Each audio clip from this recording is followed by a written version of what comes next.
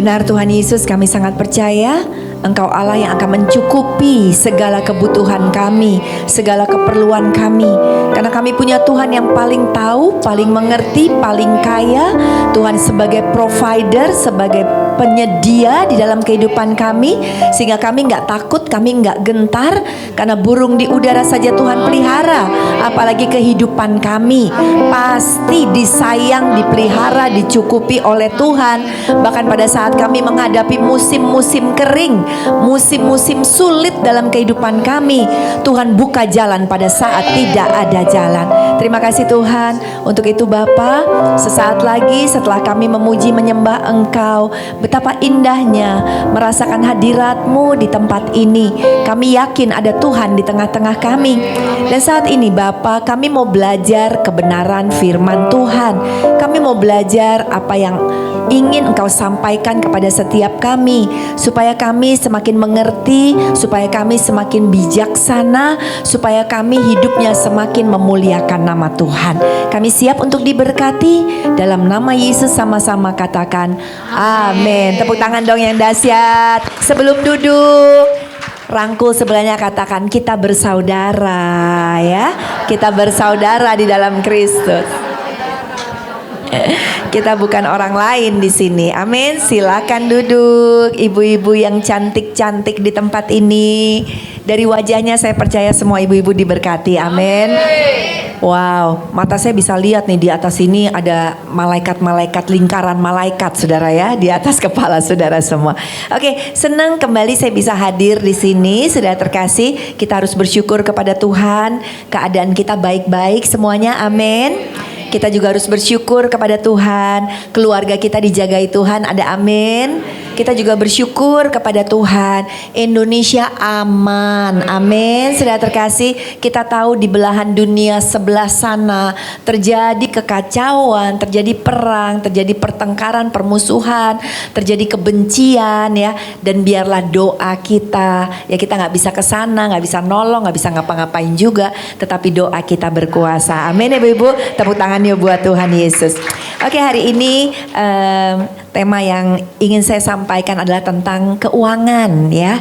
Mungkin ibu bilang, waduh keuangan, kenapa keuangan? Karena setiap kita, setiap hari ibu-ibu ya, kita akan dealing atau kita akan berinteraksi dengan yang namanya keuangan, benar nggak?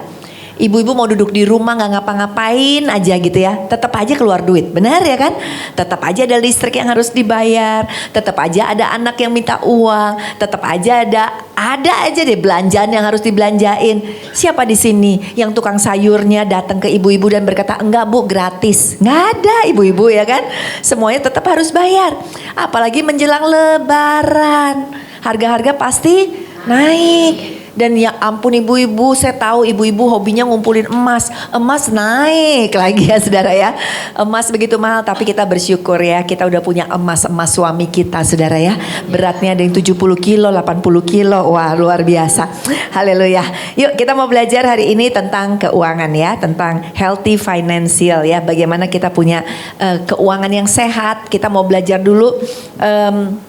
Saya ingin selalu bagiin dari fondasinya, karena waktu kita ngerti fondasinya akan lebih gampang gitu ya, nggak langsung kepada apa sih healthy gitu ya, keuangan tuh seperti apa, tapi kita belajar dulu fondasi tentang keuangan supaya apa? Supaya kita punya pandangan yang sama seperti pandangannya Tuhan tentang keuangan gitu ya. Karena kalau nasihat-nasihat keuangan dari dunia ini banyak sekali ya. Kalau kita buka YouTube, buka macam-macam, semua orang bisa kasih pandangan tentang keuangan. Tapi kita mau belajar dari pandangan dari Tuhan sendiri. Amin. Yuk kita baca Ulangan 8 ayat 18. 1 boleh dibuka ayatnya, silahkan PowerPoint. Oke, 1, 2, 3. Tetapi haruslah engkau ingat kepada Tuhan Allahmu, sebab dialah yang memberikan kepadamu kekuatan untuk memperoleh kekayaan, dengan maksud meneguhkan perjanjian yang diikrarkannya dengan sumpah kepada nenek moyangmu, seperti sekarang ini. Ada amin? Ingat Tuhan bersumpah berjanji kepada Abraham bahwa semua keturunannya akan diberkati. Amin. Ibu-ibu termasuk kita semua keturunan Abraham, kita semua diberkati, ada amin. Sehingga di sini dikatakan tetapi engkau harus ingat kalau kita diberkati, kita kaya, ya kan? Dari wajah ibu-ibu saya tahu kita semua orang-orang kaya, ada amin ya kan? Rata-rata uangnya di bank ada 500 M kayaknya. Amin ya. Oke. Tapi harus ingat kata Tuhan bahwa yang memberikan kepada kita kekayaan itu siapa? Tuhan. Diberikan kekuatan untuk bekerja. Ya, ibu bilang saya nggak kerja, yang kerja suami saya. Tapi ibu-ibu juga bekerja kan untuk mendapatkan suami ibu-ibu, amin ya kan? Sehingga akhirnya bisa dapat yang seperti begini gitu kan ya. Nah, dikatakan kita dikasih kekuatan. Ibu-ibu semuanya di sini punya uang, ingat uang itu asalnya dari Tuhan. Tuhan yang memberikannya kepada kita. Kalau kita nggak dikasih kreativitas, kita nggak dikasih kepandaian bikin kue untuk jualan, kita nggak dikasih kreativitas untuk bisnis, suami kita nggak dikasih kepandaian untuk dia bisa kerja, untuk mengelola, kita pun dikasih dikasih kekuatan untuk mengelola keuangan. Mana mungkin ibu-ibu kita bisa kaya, gitu kan ya? Nah untuk itu Tuhan memberikan kita kekayaan dengan tujuan menepati janjinya. Karena Tuhan kalau berjanji tidak pernah mengingkari. Janji yang dia udah bikin di zaman Abraham dia tepati sampai sekarang. Saya diberkati, ibu-ibu diberkati Tuhan.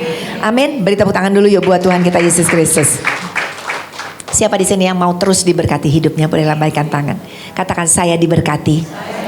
Colek sebelahnya katakan kamu juga diberkati. Amin ya. Yuk kita lihat Roma 11 ayat 36. 1, 2, 3. Allah yang menciptakan segala sesuatu, semuanya berasal dari Allah dan adalah untuk Allah. Terpujilah Allah untuk. Jadi semuanya kekayaan kita, keuangan kita berasal dari dan untuk siapa? Untuk Allah. Untuk kemuliaan nama Tuhan. Jadi ibu-ibu dibikin kaya bukan untuk dihabiskan sendiri.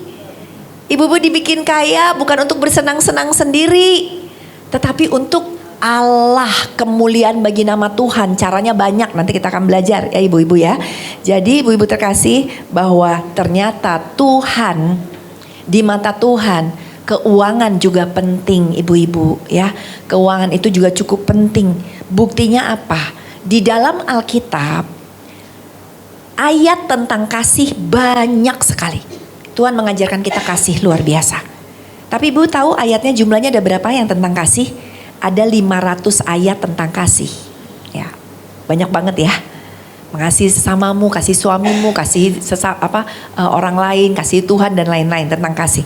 Tapi ibu tahu ayat tentang uang ada berapa di dalam Alkitab? Ternyata ayat tentang uang, saudara ya, tadi kasih 500, ayat tentang uang ada 2500. Karena Tuhan tahu manusia dealing sama uang. Dan manusia itu gampang jatuh. Jadi mata duitan ya kan. Maka diingetin terus sama Tuhan tentang keuangan di dalam Alkitab kita. Pengajaran keuangan lebih besar dari pengajaran tentang surga dan neraka di dalam Alkitab kita. Jadi buat kita anak-anak Tuhan, pengajaran tentang uang, bicara tentang uang adalah sesuatu yang penting. Sekali lagi kita diingatkan, uang berasal daripada Tuhan ya. Sehingga sudah terkasih, Tuhan adalah sumber segala finansial kita. Amin, harus diingat. Nah sekarang kan lagi gonjang-ganjing kan. Wah orang pada ketakutan. Minggu lalu saya khotbah di sebuah tempat ya. WL-nya bilang gini, aduh tahu nggak kata dia. Saya dikasih tahu sama teman saya, kalau ternyata ya ibu-ibu ini pengurus gereja, kalau ternyata PLN pasokan gas itu mau mati, mau habis ya kan? Ibu-ibu ada yang dengar nggak? Saya juga nggak dengar sih, saya baru dengar dari si ibu pengurus ini cerita. Jadi mau mati katanya PLN mau mati 7 hari ya kan? Itu beritanya. Dia bilang tahu nggak katanya? Saya sama teman-teman saya langsung bilang, kamu udah siapin lilin belum? Katanya gitu. Langsung pada borong lilin katanya gitu ya. Karena mau mati katanya PLN. Terus saya ingat kata si ibu pengurus, anak saya baru merit, dia bilang waktu sanjitan saya ada lilin gede katanya yang gak bakal mati-mati. Saya udek-udek itu gudang katanya. Saya cari itu lilin, dia bilang gitu. Waduh saya tenang katanya. Ya bahwa nanti PLN mati, yang lain lilinnya kecil-kecil, lilin saya gede banget kata dia gitu ya. Lilinnya besar-besar kata dia, tenang. Tapi kemudian dia ditegur Tuhan, diingatkan Tuhan. Oh jadi kamu bersandarnya sama lilin ya kan. Nah banyak dari kita juga ketakutan kan. Emas naik, harga naik, perang terjadi, pasokan terutama terusan yang lewat Iran itu ya, untuk kapal-kapal tanker lewat yang membawa minyak itu sekarang ditutup sama Iran. Jadi semuanya kan gak bisa lewat, berarti mereka harus muter itu tanker-tanker ke tempat lain. Bisa bayangin harga kan akan naik gitu kan. Nah ketakutan ini yang membuat kita anak Tuhan tiba-tiba berubah menjadi anak dunia. Seakan-akan kita gak percaya lagi bahwa Tuhan akan mencukupi kehidupan kita. Gak boleh ibu-ibu. Kita bijaksana boleh, kita berjaga-jaga boleh. Kayak kita ada persiapan misalnya, boleh gak sih? Ya kan nih ada perang di mana-mana. Misalnya kita persiapan, kita tambahin misalnya makanan ya, simpenan makanan, super mie kita tambahin ini, boleh nggak? Boleh aja, itu bijaksana ya kan. Tapi jangan hidup kita mengandalkan jadi ketakutan yang kayak waduh super mie, borong 2 truk super mie gitu ya. Itu kan selalu terjadi, ingat waktu zaman COVID ya kan. Orang borong, atau zaman apapun juga orang senangnya borong dan gak terjadi apa-apa.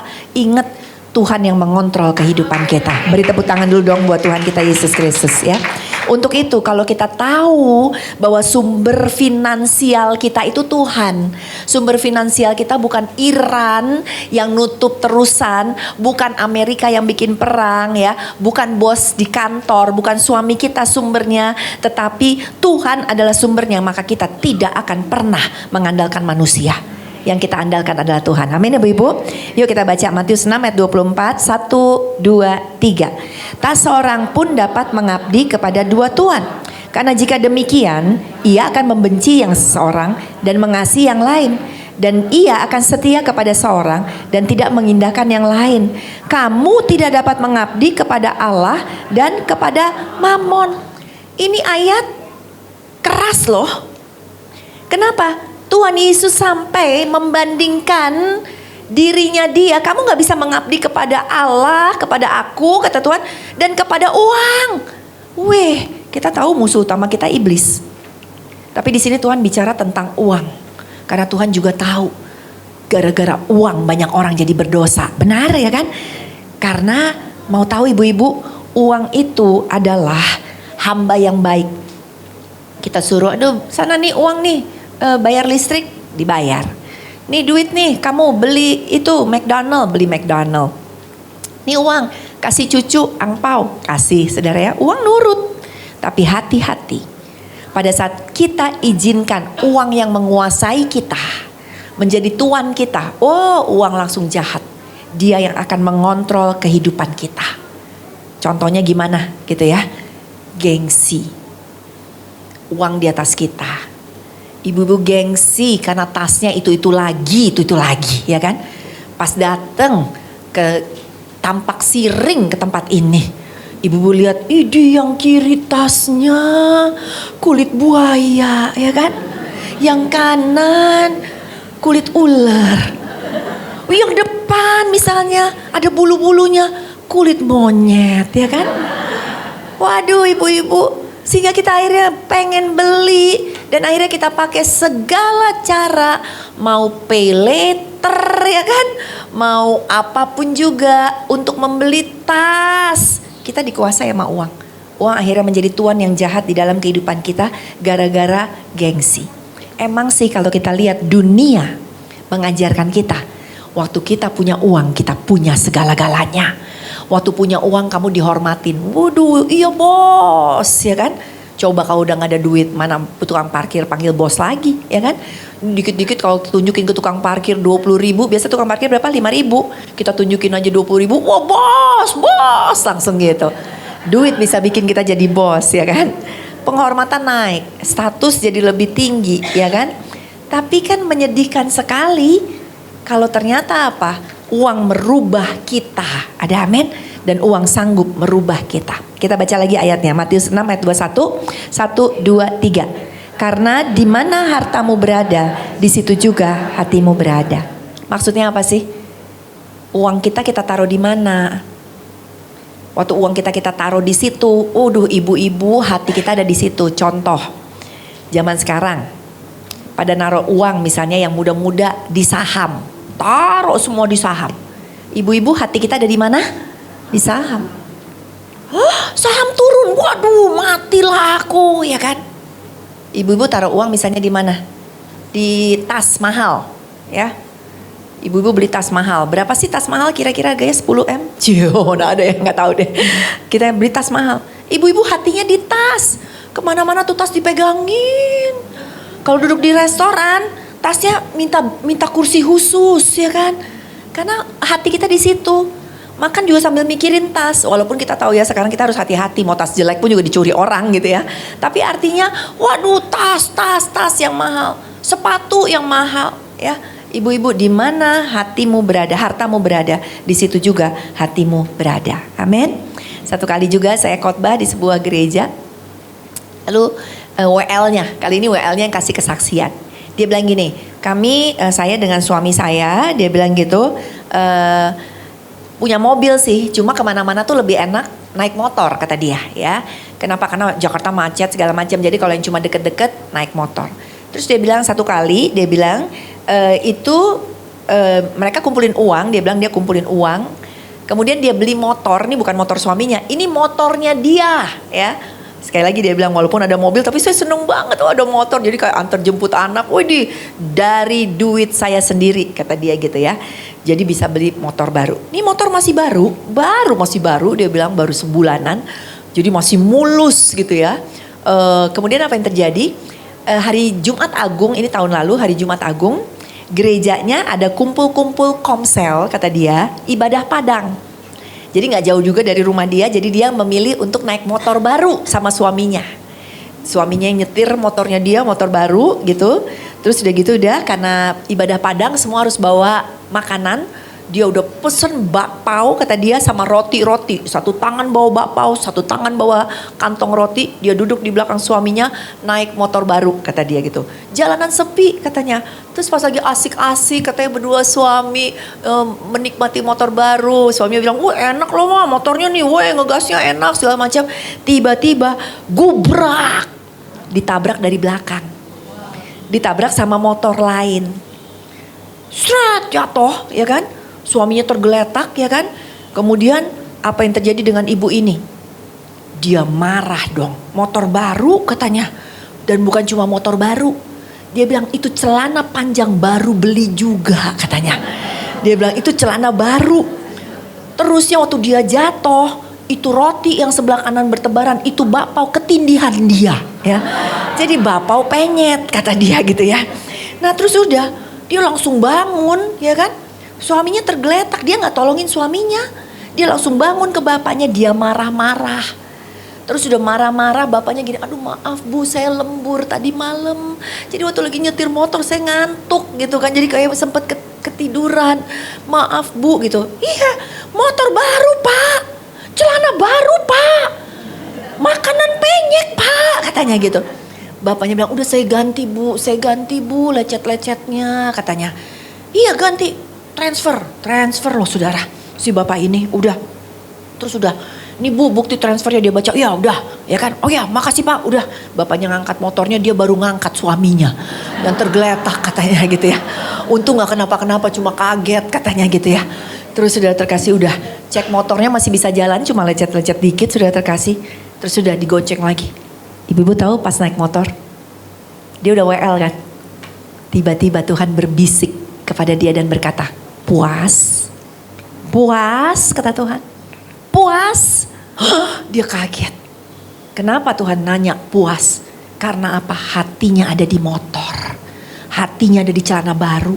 Hatinya ada di bakpao penyet kata dia. Sehingga suami geletak pun gak ditolong. Bapak dimarah-marahin. WL abis ini mau jadi WL kata dia gitu ya. Dia malu sekali kata dia. Ibu-ibu sering kali. Kenapa? Kalau kita gak ngerti bahwa uang kita dari Tuhan, hidup kita untuk kemuliaan daripada Tuhan. Wah dikit-dikit barang kita terusik, langsung ngamuk, langsung marah. Padahal sebenarnya dia katakan ada cara lain. Dia bisa tolongin dulu suaminya, dia bisa tenangkan diri, dia bisa datang ke bapak, ya kan? Dan mungkin waktu bapaknya bilang, maaf bu, saya lembur bu semalaman, berarti lembur juga cari duit kan si bapak, ya kan? Dia bisa mengampuni bapaknya, mungkin dealnya gak sampai marah-marah, walaupun mungkin tetap harus bisa ganti. Banyak cara. Ibu-ibu kalau menomorsatukan harta kita, menomorsatukan benda-benda dalam kehidupan kita, percayalah kata saya, pada saat bendamu terganggu, engkau tidak ingat lagi Tuhan. Karena di mana hartamu berada, di situ hatimu berada. Untuk itu Tuhan gak mau kita memberhalakan barang-barang. Amin ibu-ibu. Jadi jangan berhalakan. Banyak kan orang-orang, ya ini gak boleh dibuang. Ini dari kakeknya kakek lagi ya kan. Segala macam, dan kita memberhalakan. Padahal mungkin kita tahu Tuhan udah bilang, kau gak boleh memberhalakan ya kan. Apalagi sampai dicuci-cuci, sampai disembah-sembah. Waduh, gak boleh banget ibu-ibu ya kan. Karena Tuhan hanya satu-satunya Tuhan yang boleh disembah dalam kehidupan kita. Amin. Oke, kita buka, ada satu quote, boleh dibuka. Dikatakan begini quote-nya, a wise person should have money in their head but not in their heart. Artinya gini, orang yang bijaksana harusnya punya uang gitu ya, maksudnya hitungan uangnya itu cuma di kepala tapi gak boleh ada di hati. Artinya hatinya gak boleh dikuasai uang. Waduh, jadi serakah, jadi pelit luar biasa, gak boleh. Tapi harusnya ada di kepala kita hitung-hitungan, bijaksana dan lain-lain gitu ya. Oke, satu quote lagi. You must gain control over your money or lack of it will forever control you. Kita harus punya kontrol akan uang kita. Kita yang mengontrol uang kita, ya. Kenapa? Karena kalau kita nggak punya kontrol akan uang kita, maka selamanya uang yang akan mengontrol kita. Sehingga akhirnya, aduh kok habis? Waduh kok beli ini nggak perlu ya? Aduh nyesel. Kenapa beli sale ya kan? Beli bantal sale di rumah bantal udah 12 ya kan. Cuma gara-gara buy one get one free beli bantal lagi. Ya ampun, kita tidur pakai berapa bantal sih ibu-ibu ya kan. Akhirnya nyesel. Kenapa? Karena kita dikuasai oleh keuangan kita. 1 Timotius 6 ayat 10. Ini saya masih bagiin dasarnya ya biar ibu-ibu ngerti gitu ya. Jangan cinta uang. 1, 2, 3. Karena akar segala kejahatan ialah cinta uang. Sebab oleh memburu uanglah beberapa orang telah menyimpang dari iman dan menyiksa dirinya dengan berbagai-bagai duka gara-gara uang. Berapa banyak OTT KPK ibu-ibu? Gara-gara uang. Berapa banyak maaf yang muda-muda di luar sana ya, yang rela jadi simpenan om-om ya kan, yang rela melakukan apa aja demi uang. Bahkan sekarang bukan cuma yang udah usianya 20-an 30-an, yang muda-muda 18 tahun pun mau pacaran sama om-om karena dapat HP terbaru, anak SMA. Tahu nggak bapak ibu-ibu? Tuh lihat, cintanya akan uang, cinta barang, akhirnya melakukan hal yang menyimpang dan menyiksa dirinya dengan berbagai-bagai duka ya. Oke, kalau kita lihat terjemahan lainnya. Sebab dari cinta akan uang timbul segala macam kejahatan. Ada sebagian orang yang mengejar uang sehingga sudah tidak menuruti lagi ajaran Kristen. Lalu mereka tertimpa banyak penderitaan yang menghancurkan hati mereka. Ibu-ibu, kita hari ini mau belajar. Tuhan, berapapun uang yang Tuhan percayakan dalam hidupku, biarlah aku gunakan ini untuk kemuliaan bagi nama Tuhan. Ada amin? Amin ibu-ibu. Yang mau kasih tepuk tangan dong buat Tuhan kita Yesus Kristus. Colek lagi sebelahnya, katakan gini, saya mau traktir kamu habis ini. Amin ya. Oke, baca lagi ayatnya. Tetapi orang yang mau menjadi kaya, setiap kita pengen kaya ya. Aduh, kaya itu kayaknya enak ya ibu-ibu ya. Aduh, yang mau jadi kaya jadi tergoda dan terjerat oleh berbagai macam keinginan yang bodoh dan yang merusak. Keinginan-keinginan itu menjadi membuat orang menjadi apa? Hancur dan celaka tuh. Jangan maksa diri kita untuk jadi kaya. Berkat ada di atas kepala orang benar. Ada amin? Kalau ibu-ibu bisa menikmati berkat kecil yang Tuhan berikan dalam kehidupan kita, kita sudah kaya. Ada amin? Karena kita bisa bersyukur dengan berkat apapun yang Tuhan berikan. Kalau nunggu, aduh kalau kaya tuh punya segini, itu kaya dunia. Kita kaya orang yang ada di dalam Tuhan beda. Bisa tetap bersyukur. Itu yang kaya. Lihat garasinya, mobilnya ada berapa? 10. Masih beli lagi? Masih. Karena gak cukup. Oh kayak showroom rumahnya, ya kan? Ya punya duit ya nggak apa-apa sih. Cuma akhirnya pengen lagi. Kita bisa bersyukur kepada Tuhan. Ada amin, sudah terkasih ya. Oke, Pengkhotbah 5 ayat 9. 1, 2, 3. Siapa yang mencintai uang tidak akan puas dengan uang. Dan siapa mencintai kekayaan tidak akan puas dengan penghasilannya. Ini pun sia-sia. Lihat. Uang gak bisa mengisi kekosongan hidup. Banyak orang hidupnya kosong sehingga diisi dengan barang, dengan uang. Kalau aku kaya, kalau aku beli mobil ini, kalau aku udah bisa begini gitu ya. Nggak akan. Yang bisa mengisi kekosongan kita cuma Tuhan Yesus Kristus. Ada amin. Dan ibu-ibu yang hatinya sudah diisi oleh Tuhan Yesus Kristus, sekali lagi, ibu-ibu gak perlu tambahan-tambahan keuangan istilahnya. Dapat ya puji Tuhan, Tuhan cukupi kebutuhan kita, puji Tuhan. Tapi gak perlu mengejar-ngejar, ya kan? Karena apa? Udah penuh hati kita diisi oleh Tuhan. Amin, ya kan? Pengkhotbah 5 ayat 9, 1, 2, 3. Orang yang mata duitan tidak pernah cukup uangnya. Dan orang yang gila harta tidak pernah puas dengan laba. Semuanya, nah, jangan jadi mata duitan, ya. Lihat duit, tuing, gitu ya. Saya pernah satu kali acara keluarga suami saya. Keluarga suami saya ini papahnya orang Manado, gitu. Udah kita kumpul sama sepupu-sepupu semua, gitu ya. Terus salah satu bilang gini, baru jual rumah. Dia bilang gitu. Baru jual rumah. Terus yang lainnya gini, wih lagi banyak doe dong gitu kan. Ya kan orang Manado bilangnya doe. Lagi banyak doe dong gitu kan.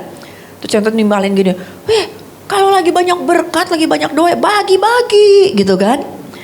Terus yang satu ya kan senyum-senyum. Ya kan yang baru jual rumah gini, tunggu dulu dong belum hitung-hitungan nih gitu ya. Nanti kalau udah sisa ya kan duitnya jual rumah juga untuk beli rumah lagi, untuk renovasi gitu kan ya, segala macem. Terus udah, wah semuanya ribut, minta doe, ya kan. Terus ada satu akhirnya yang bilang bapak-bapak gini, bener-bener ya keluarga kita semua cinta doe, katanya gitu ya. Terus siapa yang mencintai uang ya kan gak akan puas terus-terusan gitu ya. Nah orang yang mata duitan gak pernah cukup uangnya. Yang gila harta gak pernah puas. Tetapi ini yang Tuhan mau. Kita baca Amsal 21 ayat 20. 1, 2, 3. Orang bijaksana tetap makmur dan kaya. Tetapi orang bodoh memboroskan hartanya. Kita adalah orang-orang bijaksana. Amin ibu-ibu. Kita akan tetap makmur dan kaya. Sekali lagi kekayaan tiap orang ya itu beda-beda kan. Tapi kita tahu kekayaan kita adalah ketika kita bisa hidup cukup dan bersyukur. Amin. Kita adalah orang yang kaya. Untuk itu kita mau belajar yuk sebagai penutup ya. Bagaimana kita bisa mengelola keuangan kita ya. Yaitu kita mau pakai namanya hukum 10-10-80. 10-10-80. Ini diajarkan oleh Warren Buffett, juga diajarkan oleh Dave Ramsey. Dave Ramsey itu adalah tokoh keuangan di Amerika yang cinta Tuhan banget. Semua dia kasih pengajaran tentang uang, si Dave Ramsey ini itu semuanya based on Bible, semuanya berdasarkan Alkitab. Hebat, luar biasa. Dan dia ajarkan 10-10-80. Apa 10 pertama? 10 pertama adalah perpuluhan. Waktu kita punya uang, dapat uang ya, kerja, bisnis, jangan lupa menyisihkan untuk perpuluhan. Amsal 3 ayat 9-10 kita baca 1, 2, 3. Hormatilah Tuhan dengan mempersembahkan kepadanya yang terbaik dari segala harta milik dan hasil tanahmu, maka lumbung-lumbungmu akan penuh gandum dan air anggurmu akan berlimpah-limpah sehingga tidak cukup tempat untuk menyimpannya. Wow, ya. Dikatakan waktu kita mempersembahkan kepadanya yang terbaik harta milik kita, Tuhan akan cukupi berlimpah-limpah. Artinya gini, kita sebagai orang bijaksana, kita menghormati Tuhan dengan mempersembahkan yang terbaik. Yaitu apa? Perpuluhan kita, 10%. Tuhan memang gak butuh uang kita, tapi Tuhan mau lihat hati kita. Percaya gak dengan kita memberi 10% Tuhan akan mencukupi berlimpah-limpah ya. Banyak sekarang orang kan ngeributin, udah deh gak usah perpuluhan, gak usah ini, gak usah apa segala macem gitu ya. Gak usah banyak ini. Sekali lagi saya mau katakan ya, bahwa Yang Tuhan minta sebenarnya bukan sekedar 10% loh. Yang Tuhan minta seluruh kehidupan kita ya. Kalau kita bilang Tuhan aku memberikan seluruh kehidupanku, tapi memberi untuk gereja aja pelit. Padahal kita tahu tadi kita udah belajar ya dari awal ibu-ibu yang kasih kekuatan kerja itu Tuhan. Kita harus cinta Tuhan. Kok nggak sesuai gitu loh maksudnya ya. Jadi tujuan perpuluhan adalah untuk menomorsatukan Tuhan. Dan ayatnya yang terkenal dari Malaki kita baca dari Ulangan dulu deh. Dari Ulangan 1, 2, 3. Setiap tahun kamu harus menyisihkan 1/10 dari hasil tanahmu di hadapan Tuhan Allahmu di tempat yang dipilihnya untuk ibadah. Kamu harus makan persembahan 1/10 dari gandum, air anggur, minyak zaitun, serta anak sapi dan kambing dombamu yang pertama lahir. Lakukanlah itu supaya selamanya kamu belajar menghormati Tuhan. Jadi tujuannya adalah belajar menghormati Tuhan. Amin ya. Oke, yang kedua. 10% berikutnya apa? Iya, ini dia. Bawalah seluruh persembahan itu ke dalam rumah perbendaharaan supaya ada persediaan makanan di rumahku, dan ujilah aku apakah aku tidak akan membukamu tingkap-tingkap langit dan mencurahkan berkat kepadamu sampai kelimpahan. Ibu-ibu gak pernah boleh hitung-hitungan sama Tuhan. Tuhan gak pernah hitung-hitungan sama kita. Belajar untuk menjadi orang yang bermurah hati. Ada amin ibu-ibu ya. Oke, selanjutnya. Oke, lanjut ya. Nah, ini yang kedua sekarang. Tadi kan teori 10% dari uang untuk perpuluhan, sekarang 10% lagi untuk tabungan. Jadi katakanlah misalnya ibu-ibu punya uang 1.100.000 untuk perpuluhan, sekarang 100.000-nya masuk dulu ke tabungan ya. Menabung ibu-ibu ya. Amsal 13 ayat 11, 1, 2, 3. Harta yang cepat diperoleh akan berkurang, tetapi siapa yang mengumpulkan sedikit demi sedikit menjadi kaya. Ada amin ya. Oke, satu ayat lagi, Amsal 21 ayat 20, 1, 2, 3. Orang bijaksana tetap makmur dan kaya, tetapi orang bodoh memboroskan hartanya. Kita pernah jadi orang bodoh. Benar ibu-ibu? Ibu-ibu waktu punya duit pernah gak sadar? Duitnya kemana ya? Habis. Ya ampun. Saya ketemu dulu seorang ibu pensiun. Dari sejak lulus kuliah kerja. Merit kerja di tempat yang sama. Jadi di perusahaan udah kerja 30 tahun lebih sampai dia pensiun. Ibu-ibu dapat uang pensiunnya em-eman. Gak lama loh ibu-ibu. Dia datang ke saya dan berkata, habis. Lah kok bisa habis? Ya kan? Iya, mungkin ngerasa duitnya masih banyak terus. Jadi pergi liburan keluarga, ya nggak apa-apa, nggak salah. Pergi jalan-jalan, kemudian pergi ini, terusnya bisnis ini sama temen diajakin, bisnis ini bisnisnya hancur semuanya. Ya, belum lagi akhirnya beli mobil baru, beli ini itu boros, habis loh ibu-ibu. Kasihan juga sih saya ngeliat dia, gitu ya. Tapi kan firman Tuhan berkata, orang bodoh memboroskan hartanya, ya. Di Indonesia, survei membuktikan ini untuk orang Indonesia. 69% penduduk Indonesia, hampir 70% berarti mereka mengalami kesulitan menabung alias gak punya tabungan. 70% di Indonesia pada gak punya tabungan. Alasannya apa? Yang pertama, pendapatannya emang kurang ya. Gimana mau nabung gitu kan? Ya mungkin kita tahu ya, banyak rakyat menengah di bawah, supir ojek atau apa kan mungkin boro-boro nabung misalnya gitu ya. Alasan kedua ini loh, gaya hidup yang konsumtif. Nah kita kebanyakan mungkin jatuh di gaya hidup yang konsumtif. Ibu-ibu begitu ada duit, traktir yuk makan enak di restoran mahal. Nanti begitu nggak punya duit ya udahlah nasi sama tahu tempe gitu ya. Padahal sebenarnya nggak harus makan di restoran yang mahal. Ya mungkin restoran yang sedikit lebih baik dari biasanya karena lagi punya duit. Sisa duitnya tabung ibu-ibu. Wah kalau orang dari dulu kan sampai mikir, aduh kalau dulu aku mulai nabung emas. Dulu emas harganya berapa? 600.000, 500.000, naik 800, 1 juta, 2 juta. Sekarang jadi berapa sekarang harga emas ibu-ibu? 3 juta 300 ya? Kurang lebih ya 3 juta 100 lah kayak gitu. Wow, kalau ibu-ibu dulu nabung ya, begitu dikasih duit sama suami kumpulin sebulan, setiap 3 bulan beli 1 gram, 1 gram. Ibu-ibu udah punya emas 1 kilo. Amin ya kan? Tapi gak usah menyesal dengan masa lalu ya. Yang penting perbaiki kehidupan kita sekarang gitu ya. Saya belajar nabung tuh dari papa saya. Papa saya ini orang Tionghoa, Chinese totok ya saudara ya. Keluarganya keluarga bisnis semua, keluarga jualan dagang gitu ya, keluarga dagang.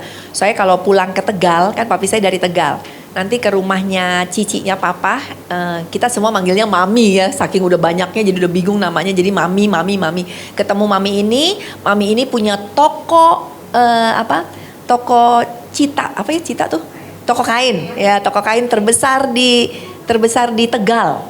Itu tadinya punyanya emak saya punya toko kain terbesar di Tegal, terus dilanjutkan dengan cicinya papi saya.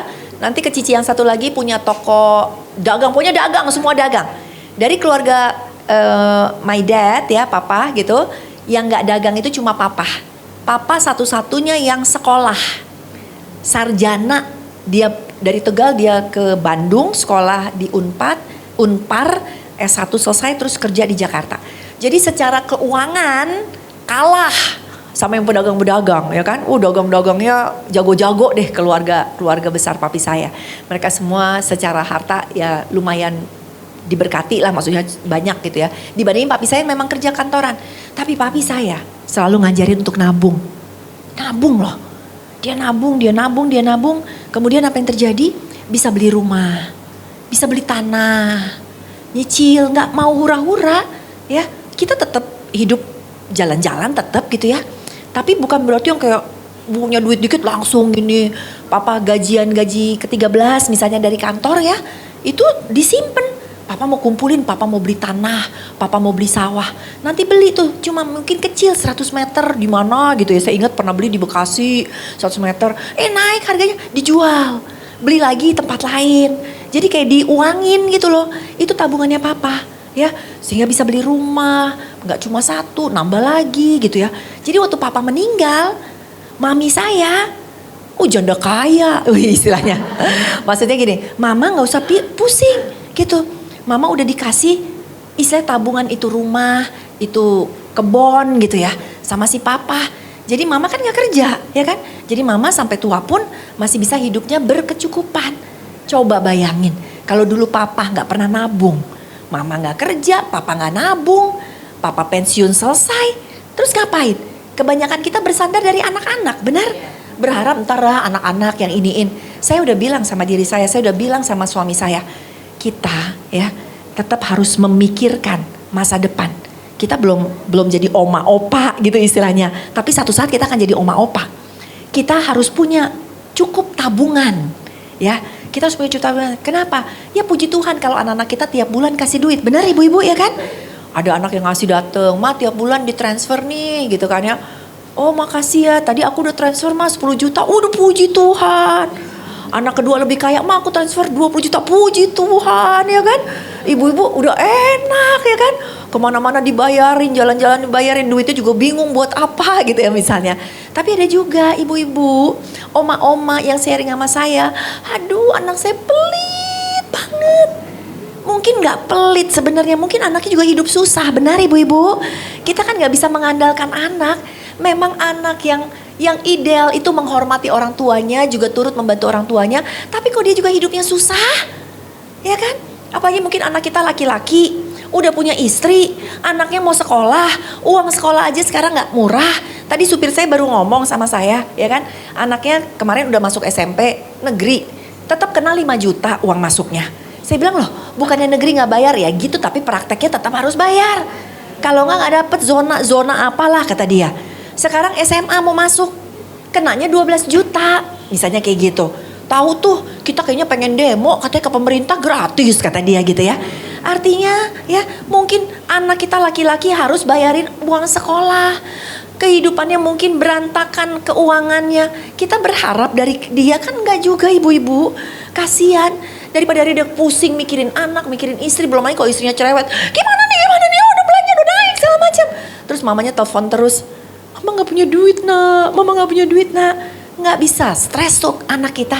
Contoh kayak gitu, makanya ibu-ibu kalau masih bisa nabung, amin. Biar di masa tua juga punya tabungan, ya. Tiap bulan kita tahu kita ambil dari tabungan kita. Ya, kalau ditanya, mama ulang tahun mau apa? Paling gampang jawabnya, mentahnya aja gitu ya kan. Biar bisa ditabung ibu-ibu. Nggak usah deh tuh anak beli tas, mah aku beliin tas mewah, aku beliin ini enak ya kan. Ya kalau anaknya berkecukupan nggak apa-apa atau apa. Tapi kalau kita pas-pasan, nggak nak, udah nak.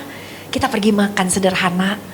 Ya, kalau memang kamu ada berkat jangan dibeliin uangnya. Mendingan mama tabung, ya kan gitu dong ibu-ibu. Amin, amin, amin. Oke, terakhir. 10 sekarang 80. Nah 80 baru ibu-ibu atur untuk pengeluaran.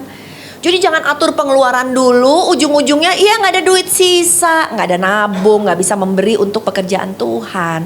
Jadi coba diatur di depan dulu untuk Tuhan, untuk nabung, baru untuk ini untuk sehari-hari, pembayaran bulanannya dan lain-lain. Ayo kita baca ayat 1, 2, 3. Rencana orang rajin membawa kelimpahan.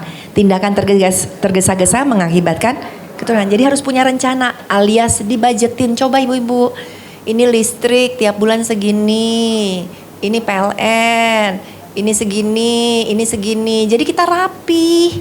Ada yang lebih rapi dicatetin loh, ya kan? Parkir 5.000, ya kan? Catetin bawang 2.125 ya kan. Tapi secara umum yang penting harus punya budgeting gitu. Jadi uangnya gak hilang kemana-mana. Kalau ban kempes ibu-ibu ya, kenapa kena paku kecil, anginnya, udaranya akan hilang gak? Hilang. Langsung kempes gak? Enggak, pelan-pelan jalan dulu sama. Kalau kita nggak bocor yang kecil-kecil, oh baru duit, keluarin untuk yang nggak perlu, untuk yang kecil-kecil. Kelihatannya di sini cuma 200.000, oh ini cuma 50.000, ini, ibu percaya. Tahu-tahu kaget, 50 di sini, 25 di situ, 150 di sini, tahu-tahu 2 juta melayang. Pas mau bayar listrik, waduh duit listrik udah nggak ada, ya kan?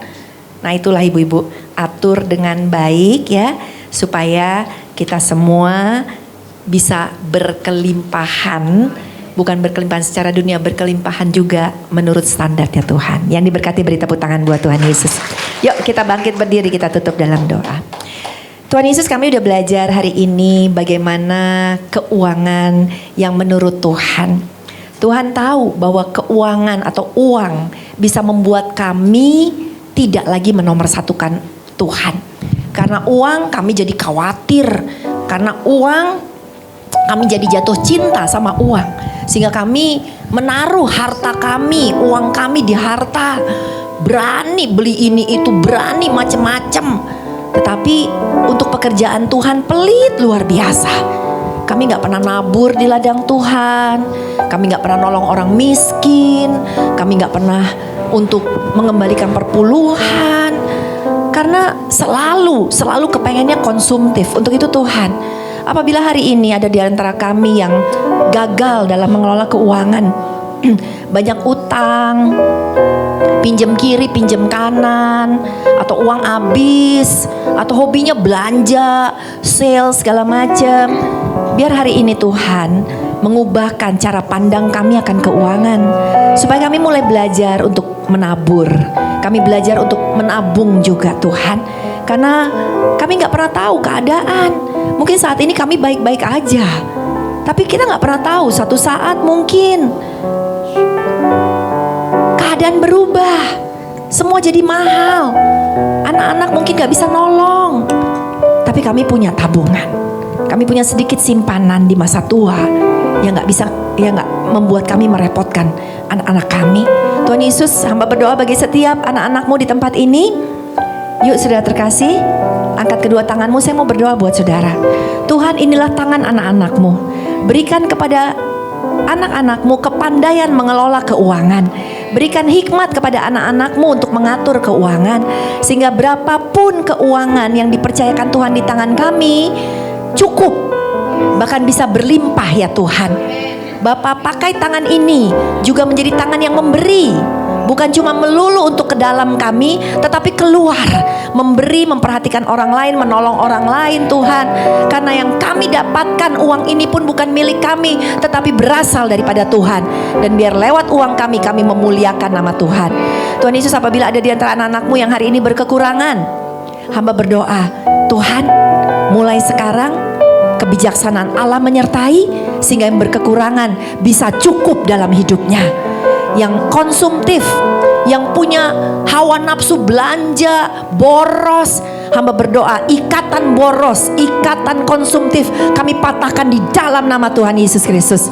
Hamba berdoa buat yang pelit, ikatan yang pelit Tuhan, ikatan iblis yang membuat kami pelit sekali, gak bisa berbagi sama orang lain, kami patahkan di dalam nama Tuhan Yesus Kristus.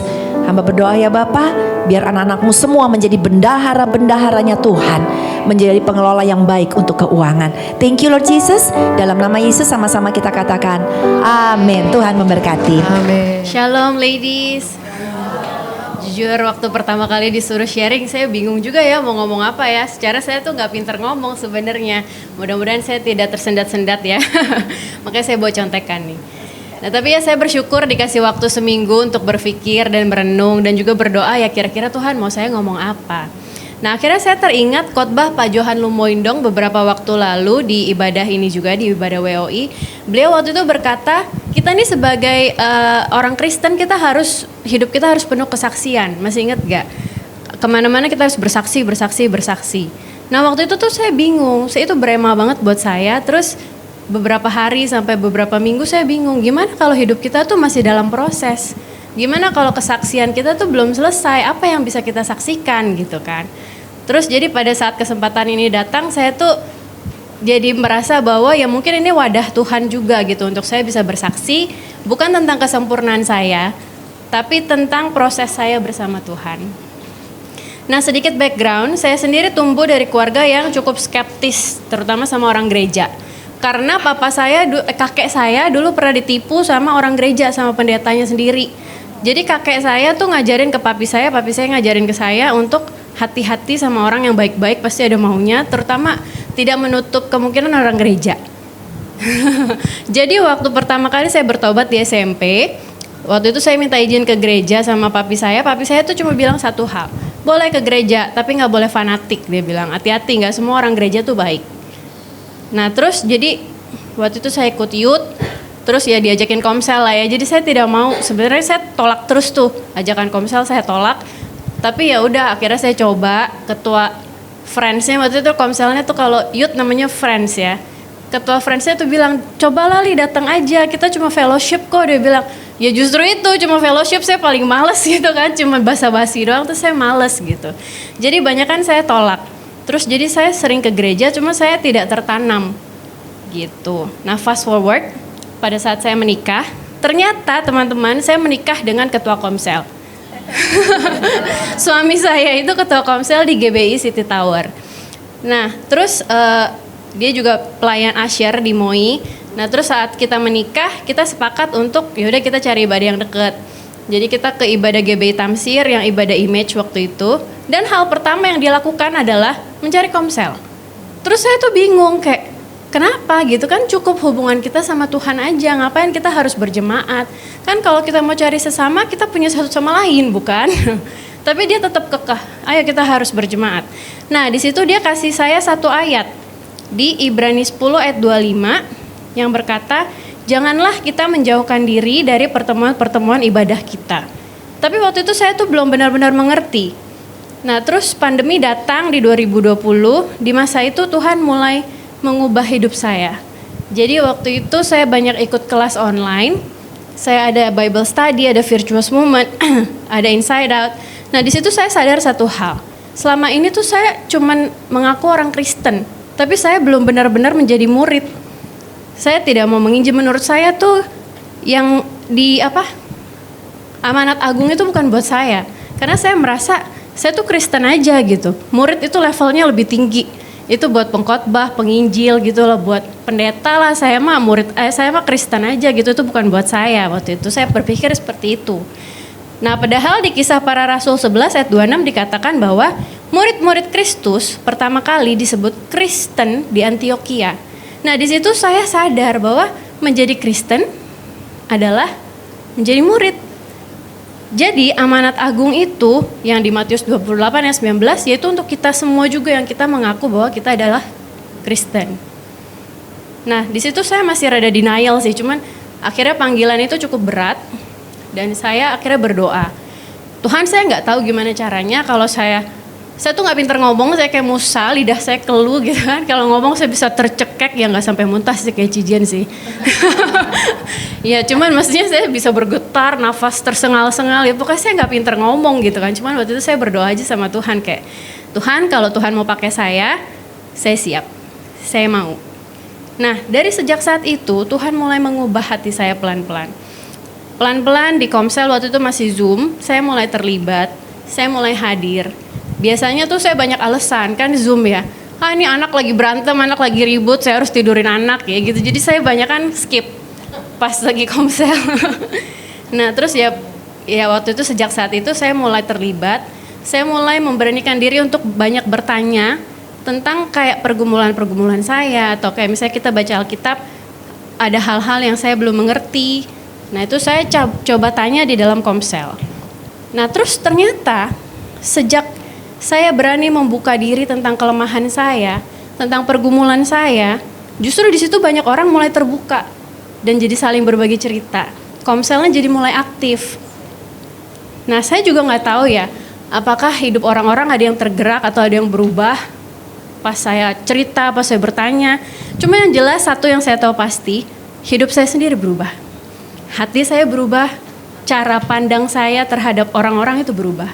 Yang tadinya saya amat sangat skeptis, akhirnya saya mulai bisa belajar untuk mengasihi. Nah terus akhir-akhir ini juga bukan kebetulan saya ketemu banyak wanita-wanita yang memikul salibnya masing-masing ya. Ada yang mungkin kurang bisa cerita sama suaminya, ada juga yang mungkin terlalu sibuk ngurus anak, jadinya kehilangan jati diri. Ada juga yang sedang bertanya-tanya tujuan hidupnya tuh apa. Ada juga yang wanita mandiri. Nah saya percaya bukan kebetulan saya bisa bertemu dengan mereka. Makanya begitu Komsel WOI ini dicanangkan, saya amat sangat support sekali ya. Karena menurut saya ini pasti adalah satu wadah yang Tuhan siapkan untuk kita wanita-wanita sama-sama bertumbuh. Untuk women, support women. Nah terus ini wadah untuk kita saling menguatkan, untuk berjalan bersama iman. Berjalan bersama dalam iman. Nah saya mau cerita sedikit, saya mau tutup dengan satu cerita dari teman saya. Nah ada teman saya, dia udah lama sebenarnya nggak ke gereja. Dia tuh bilang ke saya, dia tuh cukup sensitif. Jadi kalau dia makin berdoa, dia makin ke gereja, indera keenamnya makin sensitif. Jadi dia nggak mau itu. Nah terus saya waktu itu karena satu dan lain hal, dia bisa datang ke Virtuous Woman waktu itu yang waktu onsite. Terus pas saya ajakin untuk ayo dong tiap Selasa datang lagi ke WOI, dia nggak mau. Nah tapi jadi saya nggak ajakin lagi ke Komsel WOI yang kemarin tuh 2 minggu lalu. Tiba-tiba pas hari Kamis dia muncul sama temennya. Ternyata temennya diajakin sama temennya lagi. Nah terus di situ ya kita sharing-sharing. Pas udah pulang kita bertiga masih sharing, masih lanjut ngobrol-ngobrol. Teman saya tuh bilang bagus ya sebenarnya Komsel ini, dia bilang. Karena kita jadi bisa saling sharing, ini tuh ibarat kayak konseling sama psikolog gratis, dia bilang. Nah di situ saya sadar satu hal, kadang orang tuh nggak selalu butuh mentoring dengan jawaban-jawaban yang luar biasa atau jawaban-jawaban yang bijaksana, tapi kadang mereka cuma butuh tempat yang aman untuk bercerita. Dan seringkali keterbukaan adalah langkah pertama menuju pemulihan. Amin. Jadi kalau hari ini teman-teman mungkin ada yang merasa tergerak, ada yang lagi mencari komunitas, saya mengundang semua untuk datang ke Komsel WOI. Kita bagi 2 batch. Untuk yang pertama itu hari Selasa. Nanti setelah ibadah ini ada untuk wanita umur 47 tahun ke atas. Setelah ibadah mungkin ada break sebentar ya. Ada break sebentar lalu kembali ke sini ke ruangan ini untuk Komsel bersama yang akan dipimpin oleh Pendeta Jane, PDP Jane. Dan untuk yang wanita muda sekitar 30 tahunan kita ada di hari Kamis. Di Kamis ini nanti kita ada di Home Food and Juice, itu di Jalan Hibrida Raya di deretan Semak 5 Penabur. Oke. Jadi buat yang masih ragu dan bimbang juga nggak perlu langsung yakin, coba datang dulu aja. Karena kita menjalankan yang firman Tuhan tadi, janganlah kita menjauhkan diri dari pertemuan-pertemuan ibadah. Ya, karena kadang satu langkah kecil ketaatan itu bisa menjadi awal dari pekerjaan besar Tuhan dalam hidup kita. So thank you and see you ladies. God bless you.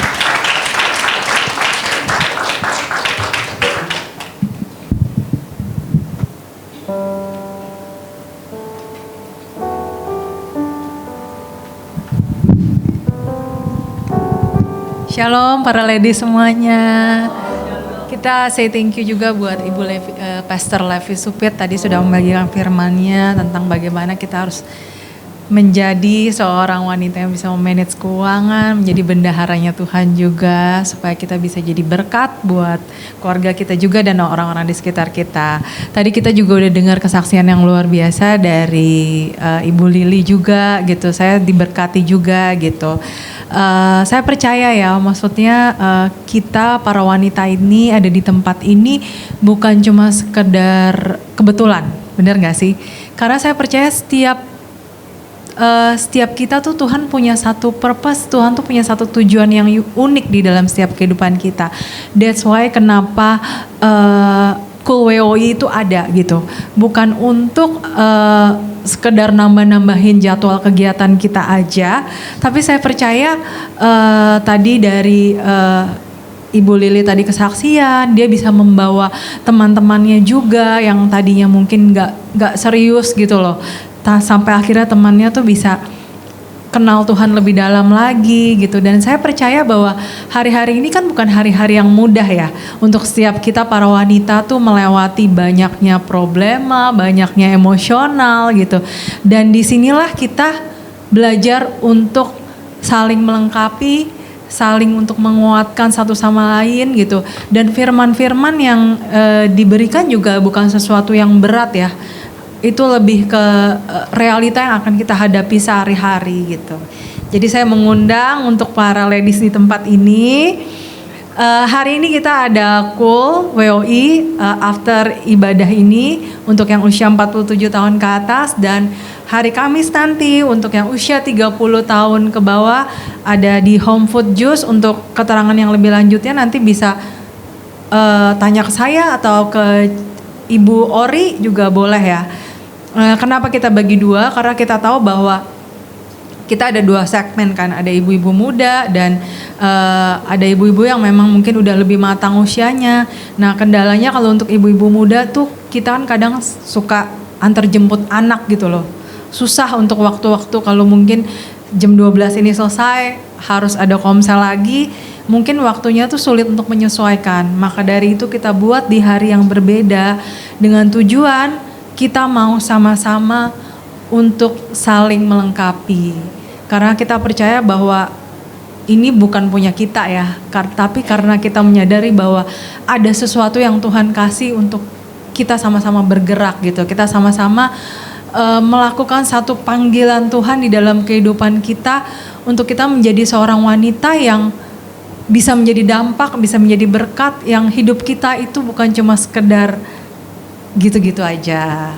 Nah, untuk selanjutnya di 2 minggu ke depan kita akan libur ibadah kita dan kita akan berkumpul kembali di tanggal 7 April nanti dengan dilayani oleh Pendeta Dio.